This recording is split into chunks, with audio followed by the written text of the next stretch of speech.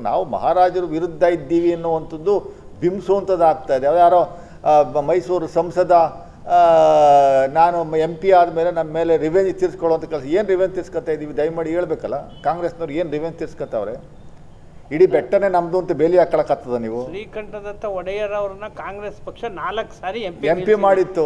ಅವ್ರನ್ನ ಸೋಲಿಸಿದವರು ಇದೇ ಬಿಜೆಪಿಯವರು. ಇವತ್ತು ಮಹಾರಾಜರು ಅಂತ ಹೇಳಿ ಅವತ್ತು ಸುಮ್ಮನೆ ಇರ್ಬೋದಾಗಿತ್ತು. ಮಹಾರಾಜರನ್ನ ನಾವು ಟಿಕೆಟ್ ಕೊಟ್ಟಾಗ 84 ಅಲ್ಲಿ ಬಿಜೆಪಿಯವರು ಕ್ಯಾಂಡಿಡೇಟ್ ಹಾಕಿದ್ದಾರೆ.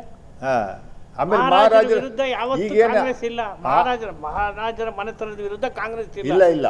ಅವರು ಬದಲಾವಣೆ ಆದರೆ ನಾವೇನು ಮಾಡೋಕ್ಕಾಗಲ್ಲ.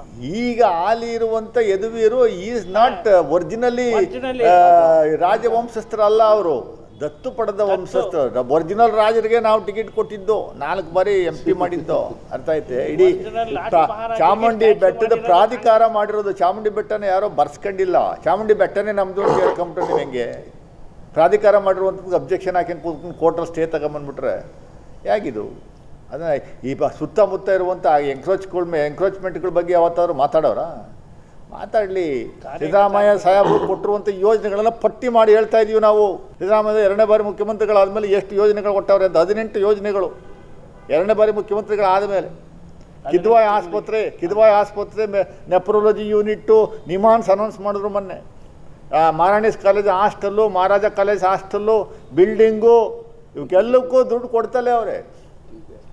ಅವನ್ನ ನೀವು ಟೀಕೆ ಮಾಡ್ತಲೇ ಇದ್ದೀರಿ. ಯಾರೋ 4 ಜನ ಟೀಕೆ ಮಾಡಿಬಿಟ್ರೆ ಇಡೀ ಮೈಸೂರು ನಗರದ 16 ಲಕ್ಷ ಪಾಪ್ಯುಲೇಷನ್ ರೆಪ್ರೆಸೆಂಟ್ ಮಾಡೋರು ಅವರಲ್ಲ. ಯಾವನೋ ಒಬ್ಬ ಇದರಲ್ಲಿ ಫೇಸ್ಬುಕ್ಕಲ್ಲಿ ನನಗೆ ವಿರೋಧ ಇದೆ ಅಂತ ಒಂದು ಹಾಕ್ಕೊಂಬಿಟ್ರೆ ಅದನ್ನು 16 ಲಕ್ಷ ಹೇಳಿದವರು ಅಂತಾನೆ. ಜನಾಭಿಪ್ರಾಯ ಅಂದರೆ ಜನಾಭಿಪ್ರಾಯ ಜನರು ಹೇಳ್ತಾರಪ್ಪ. ಯಾರೋ BJP ಭಕ್ತರು ಹೇಳ್ತಾರೆ ಸಿದ್ದರಾಮಯ್ಯವ್ರು ಹೆಸರು ಇಡಬೇಡಿ ಅಂತಾರೆ. ಸಿದ್ದರಾಮಯ್ಯವ್ರು ಮೈಸೂರಿಗೆ ಬರಬೇಡಿ ಅಂತಾನಪ್ಪ ಕೆಲವರು. ಸಿದ್ದರಾಮಯ್ಯವರು ಅಂದರನ್ನೇ ಕೊಡಬೇಡಿ ಅಂತ ಹೇಳಿ ಮತ್ತು BJಪಿಯವರು 1 ಪೈಸನೂ ಕೊಡಬಾರ್ದು ಮೈಸೂರಿಗೆ ಅಂತ ಹೇಳಿ ನೇರವಾಗಿ ಹೇಳೋ ಧೈರ್ಯ ಇದೆಯಾ ನಿಮಗೆ BJಪಿಯವ್ರಿಗೆ? ಹೇಳ್ರಿ. ಜನಸಾಮಾನ್ಯರಿಗೆ ಹೆಸರಿಡುವಂಥದಕ್ಕೆ ಯಾಕೆ ಇಷ್ಟು ದೊಡ್ಡ ಮಟ್ಟಿಗೆ ಒಂದು ತಿಂಗಳ ಕಾಲ ಅದ್ರ ಬಗ್ಗೆ ಚರ್ಚೆ ಮಾಡ್ತಾ ಇರುವಂಥ ಕೆಲಸ ನಾವು ಮಾಡ್ತಾ ಇದ್ದೀವಿ ಅಂತ ಅರ್ಥ ಆಗ್ತಾ ಇಲ್ಲಪ್ಪ. ಏನು ಸಮಸ್ಯೆ ಏನು ಅನ್ನೋಂಥ ಅರ್ಥ ಆಗ್ತಾಯಿಲ್ಲ.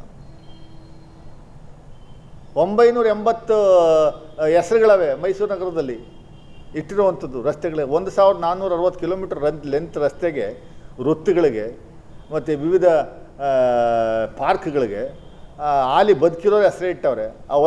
ಹಿಂದೆ ವೈಸ್ ಚಾನ್ಸಲರ್ ಇದ್ರಲ್ಲ KS ರಂಗಪ್ಪ ಪಾರ್ಕ್ ಅಂತ, ಆ ಕುವೆಂಪು ನಗರದಲ್ಲಿ ಇಟ್ಕೊಂಡವ್ರಪ್ಪ. ಅದು ಕಾರ್ಪೊರೇಷನ್ ಪಾರ್ಕ್ಗೆ ಬದುಕಿಲ್ವ ಅವರು? BS ಯಡಿಯೂರಪ್ಪನವ್ರ ಹೆಸರಿದೆ ಇದರಲ್ಲಿ, ಬೆಳಗಾಮಲ್ಲಿ BS ಯಡಿಯೂರಪ್ಪನವ್ರ ಹೆಸರಿದೆ. ನರೇಂದ್ರ ಮೋದಿಯವರ ಹೆಸರು ಸರ್ದಾರ್ ವಲ್ಲಭಾಯ್ ಪಟೇಲ್ ಸ್ಟೇಡಿಯಂ ಅಂತ ಇದ್ದಿದ್ದನ್ನ ಕಿತ್ತಾಕಿ ನರೇಂದ್ರ ಮೋದಿ ಸ್ಟೇಡಿಯಂ ಅಂತ ಮಾಡ್ಕೊಂಡಿಲ್ವಾ? ಹಾಂ